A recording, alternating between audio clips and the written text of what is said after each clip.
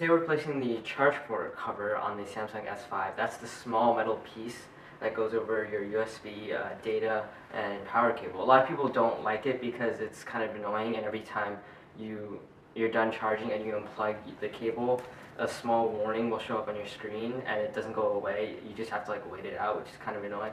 And I understand that.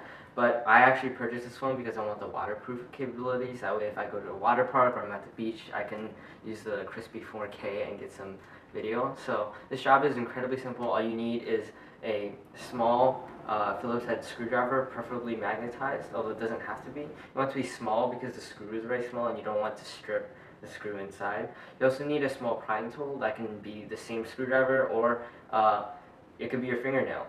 It doesn't have to be a special tool, but if you can, try and get a plastic spudger. That way you won't scratch the internals and it'll minimize damage. But it's incredibly easy repair or fix.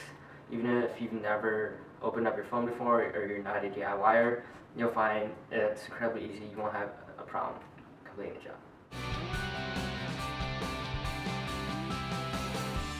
So whenever we work with sensitive electronics, especially a cell phone, you want to make sure that you turn it off before you open it up. So on the S5, it's incredibly simple. Just press and hold the power button until this screen pops up. Tap on power off, and then tap on power off once more to confirm. And there you go, your device is off. So on the same side of the phone that has the power button, you'll find a small plastic notch that you can put your fingernail into in order to wedge the back cover off. So what you're going to want to do is use your fingernail and just slide in there and slowly start peeling the back of the case off. You'll hear some snapping, and that's completely normal.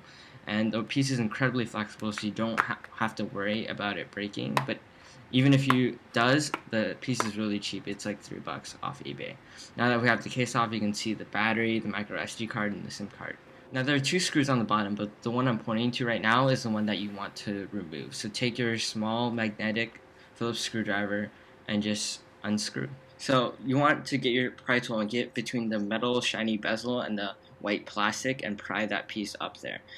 Ideally you want to completely remove the screw, but I wasn't able to do that because of some stripping or something. So it's fine if you can't remove it completely, but ideally you want to do that beforehand. You can see here I managed to remove the screw and plastic piece all in one piece, but the phone isn't damaged, and there you go. Now our charge port cover is loose. Now take your new charge port cover and then insert the black plastic piece first so it is inside the device, and then cap the metal side just like you were closing up the charge port. Now when you reinstall the cover, you want to be sure that with the phone screen facing up and the back of the phone facing down in this orientation, that the right side of the charge port cover is flush against the bezel, while the left side there is a bit of a gap. This is really important because the charge port isn't symmetrical, and that if you get it wrong, you might not have the waterproof seal that you're looking for. After reinstalling the charge port cover, simply reapply the plastic piece back where you removed it from, and then use your screwdriver to tighten it down. Next, take your plastic cover and then press it firmly back into place. You want to make sure that you hear the snapping, that way you know it's firmly down, and check all the sides. Press the power button to power up your device, and there you go. Now you have a waterproof Galaxy S5 with a new charge port cover.